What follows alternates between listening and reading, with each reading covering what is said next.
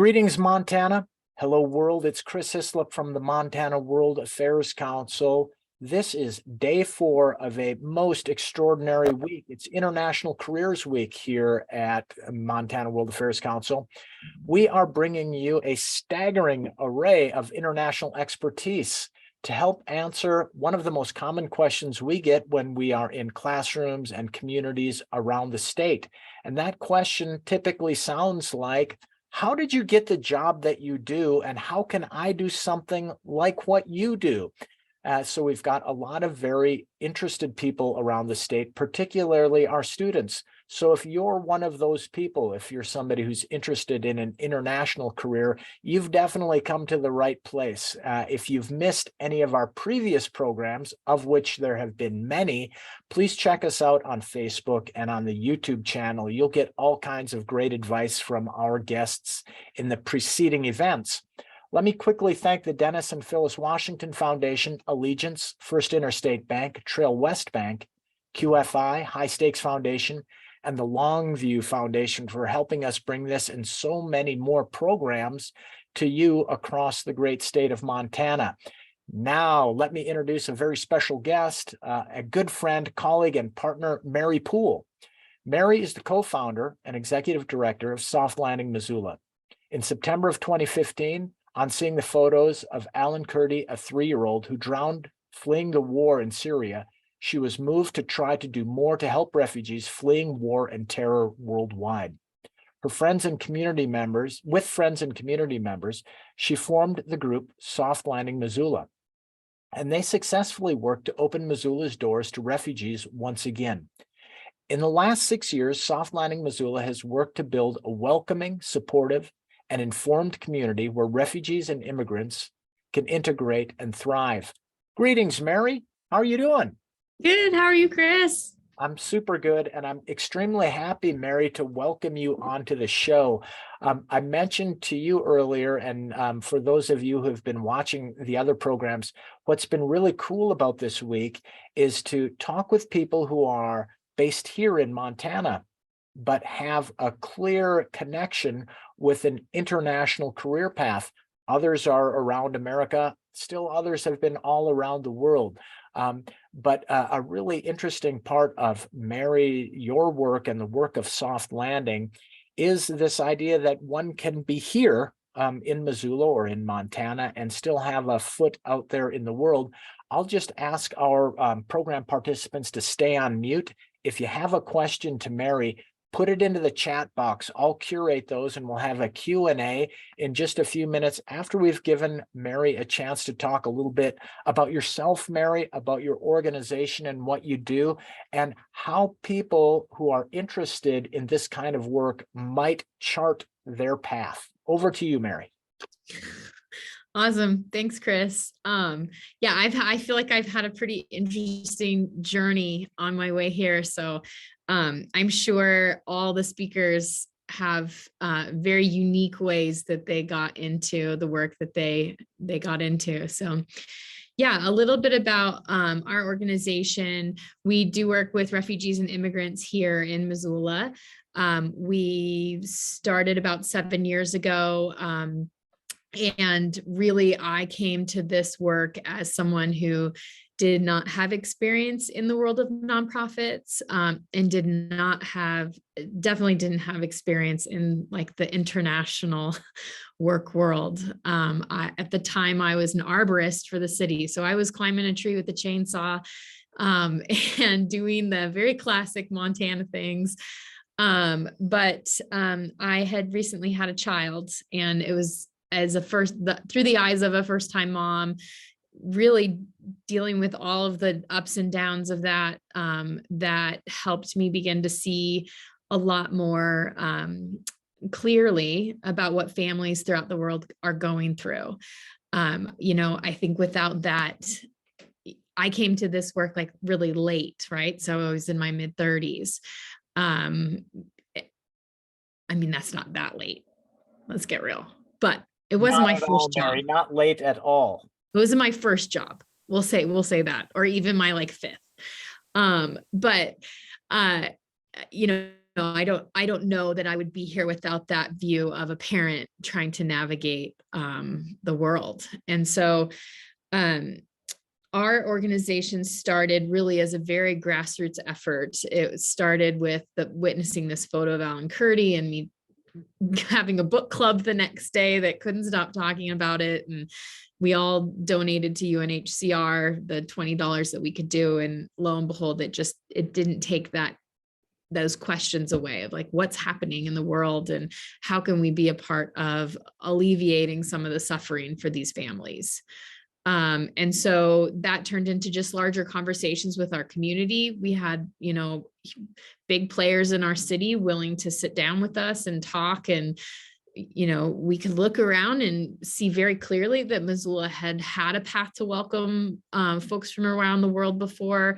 There were hundreds of Hmong refugees that came in the late 70s, early 80s, hundreds of Belarusian and Ukrainian refugees in the late 80s, early 90s, the Tibetan folks here, and that there were paths for folks to get here. But at the time when we started, Montana was just one of 2 states in the nation that didn't have a path to welcome refugees, a formal path. So without going too much into resettlement, we invited that path to Missoula. So that happened through the International Rescue Committee opening an office here at our bequest. And then that grew into us saying like, okay, do we still have a role? Do we still have a place here to play? And we really do. When you look at communities where refugees are thriving, it's not just the resettlement agency that, plays a strong role, although they're vital. But we really kind of work to really engage our community in that work. We work with a lot of volunteers. We have a very robust youth program, and we're working with, over 100 kids each year to do academic mentoring and really fun recreational and social gatherings as well. We host events that bring community together so that Missoulians can meet our new neighbors, so our new neighbors can meet and interact with people in their new community. And we run a really fun food program where we have a commercial kitchen that we're cooking out of each week and really using food as a cultural bridge, as well as providing supplemental income for the families that cook with us. So in a tiny nutshell, that's what we do. We also have a community center where Missoulians, deliver in-kind donations, and families come and are able to find things like warm winter coats and a friendly face to help them read the mail and answer any questions about accessing other resources in our community. So it's kind of what we do. Wow, Mary. I mean, it is really incredible work that you do. And I have a lot of questions already. I see that we have some participants here. I'll just remind anybody who's watching, please chat in your questions if you have some for Mary. It's a great opportunity to learn so much, not just about Mary and the organization, but ways to explore international career opportunities. But Mary, I want to ask you, you're unique amongst our guests and somebody who started their own nonprofit. And that represents a huge number of challenges, no doubt, but there might be those out there who are interested because they think, like you, that you have a certain passion, a certain interest. That passion may not be limited to Missoula, Western Montana, or even the United States. Can you talk a little bit about the ups and downs, the challenges of creating your own nonprofit? We have 4 days to talk about that if you like. For sure. Challenges, I definitely feel like over the last 7 years, my job description has changed every 6 months, right? You have to be okay with, and I wasn't in the beginning, but I've gotten very used to it. You have to be okay with change and a little bit of uncertainty always. And I would just say that I think a couple things. One, we are so well supported by our community. It just helps us feel like we are on the right path with what we're doing and what who Missoula wants to be in terms of a welcoming community. And so there just hasn't ever been I think we're very, very fortunate. There hasn't ever been a doubt that we don't hold a place here. In terms of starting a nonprofit, yeah, I mean, we went from 2 of us who were volunteering our time, and now we have 13 staff members. And so that growth has been huge. I've had to learn how to like manage people, which is not unlike parenting if we want to tie it back to having kids again. Oh, I've such a wonderful team. It's pretty remarkable. And yeah, I mean, I think the thing that surprised me most in the beginning and still surprises me to this day is you can kind of do what you want. You can build it how you need to build it. It's incredibly flexible. Like you're building a business basically. And how you do that in the directions that you decide to go 100% should be informed by those that you serve, right? And so from the beginning, it's always been really important to us that what we're doing in the community is learning from those that are working with us in order to create the kinds of things that they need.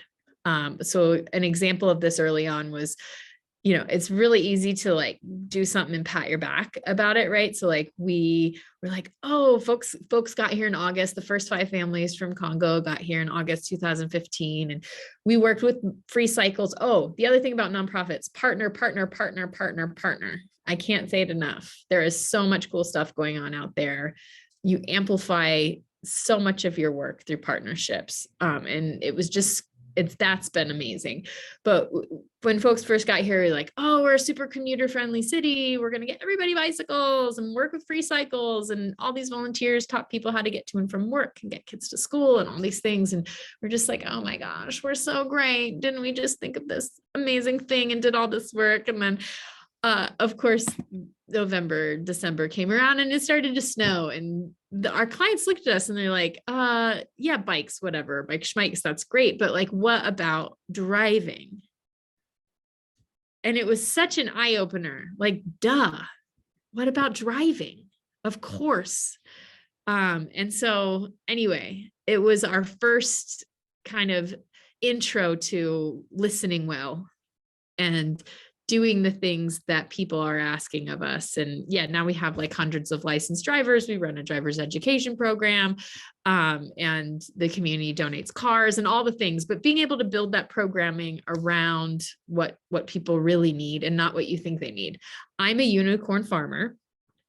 I like to have a ton of ideas and I get really excited about things. And luckily I have a co-director who is very much a realist and she's pragmatic. I don't know how you turn that into a adverb or whatever. And she always asks me, are people asking for this? I'm like, no, but wouldn't it be fun if we had a sewing club? And wouldn't it be fun if we did this and fun if we did that? And she's like, let's focus on what people are asking for. So you need unicorn farmers. You also need the voice of reason. That marriage is lovely. Mary, it's so cool that you say that, because I like to highlight when I hear things that are, from many of our guests. And so a couple things you said there was, you need a diversity of talents, right? Mm-hmm. Any organization is not like an orchestra full of violins. You need many sections doing different things. And so that's to let people who are watching this know that, to get into the international world doesn't mean you must get a degree in international relations, or you must do this one thing or be this one kind of person. There's a huge number of options and avenues available to people to engage in a huge number of opportunities. That's one. The other thing that you said that others have repeatedly told us is this listening thing. We all have these great ideas. We all want to do these things. But the interesting thing of your work, and similar to many other of our guests, this international work, is it's human-based. And Mhm. because it's human-based, you have to listen and engage with other humans to do good work. And so thanks for drawing that out, Mary. That's cool to hear that bit. Now, we've had a lot of our guests talk about their work like you did, but also that it's not just you and your colleagues impacting the lives of people you're working with. It comes the other way, that your life is also impacted by people. And I wonder, Mary, if I could ask you to talk a little bit about how your life has been affected by the people that you're serving. Yeah, I mean, absolutely. There's many ways, many ways. I eat a lot of really good food now, that I've never had before.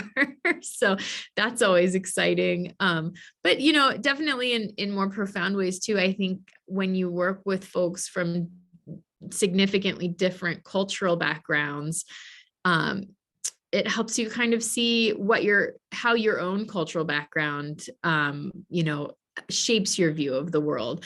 We deal a lot with people from very collectivist societies where, the family unit is also cousins and aunties and uncles, and it extends to these large family units. And that's the most important thing, right? Things are measured on collective efforts, and where our culture is very much an individualist culture, where our success is determined on what we do as an individual.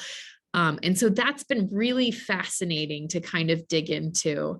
I think some of the other lessons that I've learned, and like these are really vulnerable lessons that like I've learned, that because of the water we swim in the ocean that I grew up in, I do have biases that I didn't know about, and I do have room to do the work. And all the, there's a lot said about putting yourself in a situation where your internal thoughts surprise you sometimes, and being able to, I remember, and I'll give you an example. And this is a very, I mean, it's not a proud thing to say, but I remember the first time I saw an African mother in the office oogling and ogling and cuddling over her newborn. And I was like, oh, that's so interesting.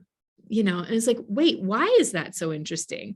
Who wouldn't be oogling, ogling, cuddling over their newborn? Where did I learn that, African mothers didn't love their kids as much as American mothers? Like I learned that somewhere, and being able to take that and pause and evaluate that, and in those moments, pause and understand how to work through those. But you really have to acknowledge that you just had that thought, and that came from somewhere, and your worldview is colored by all of your growing up.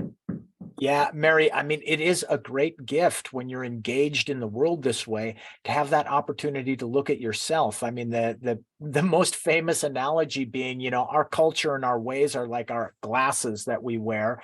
We don't often look at the lens, we look through it, right? And working internationally, or somehow engaged in the world allows you to take those glasses off and say, oh, this is how I'm seeing things. Isn't that strange? So I think that that's a really great point.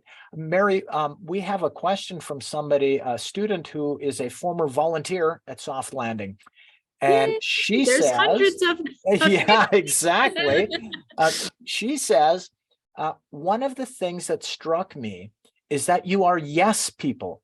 How do you stay flexible enough to be able to pivot in order to effectively address the needs of the community you serve? Yes, we are yes people to our detriment sometimes. You know, one thing that I touched on before is partnerships, right? So partnerships incredibly impact and amplify the work that you're able to do. So being fully aware of who else is out there in that space and how you guys can work together. So if somebody comes and needs help, I'm probably not going to be able to think of an example on the fly. You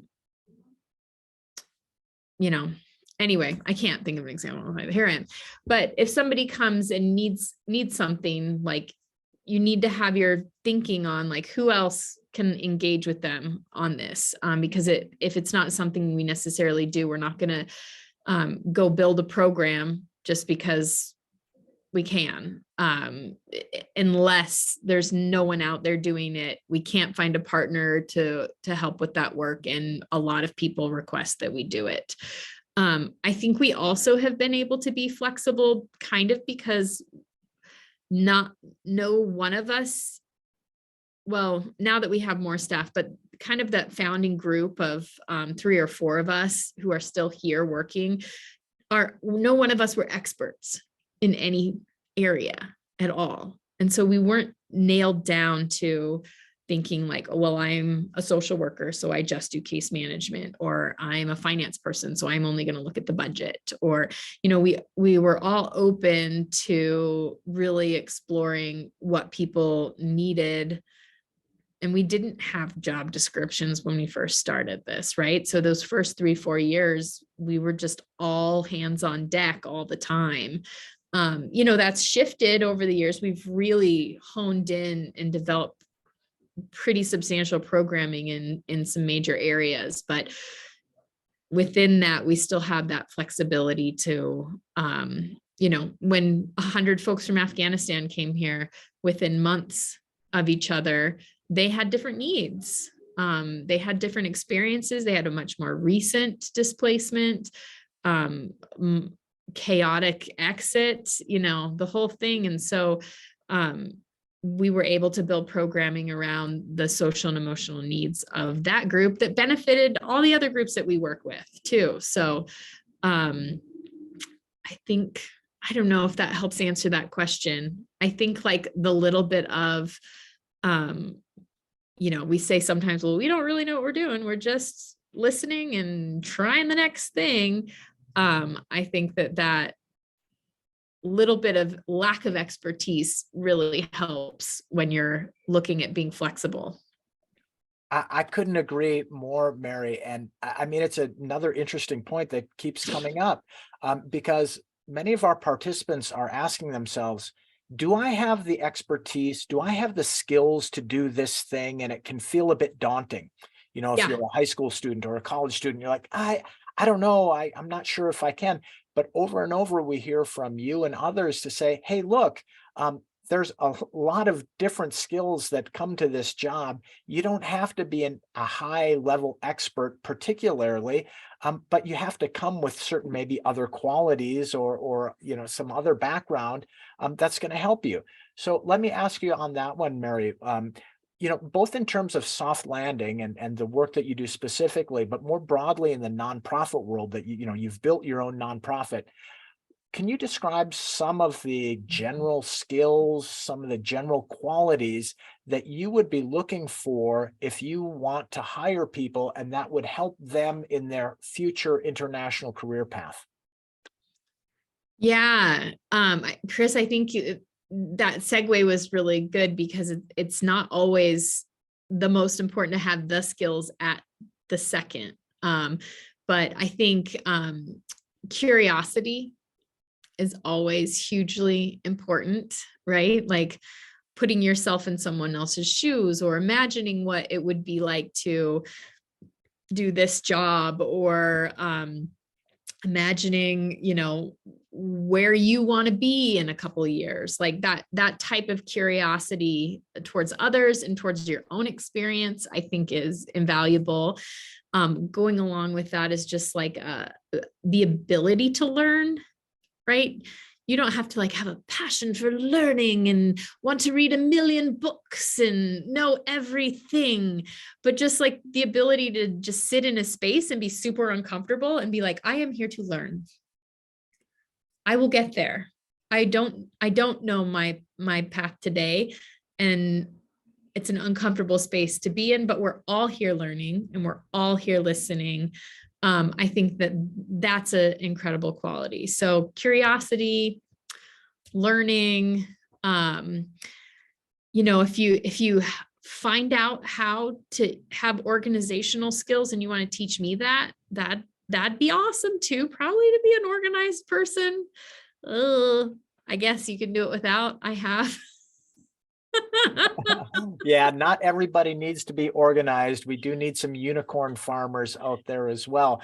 But look, Mary, I'm really not given to bouts of paranoia, but I will just wonder if all of my guests over this week have gotten together and spoken and be like, okay, when Chris asks this question, let's all answer in this way. Because honestly, 90% of everybody, when asked about qualities and characteristics, one of them has been curiosity.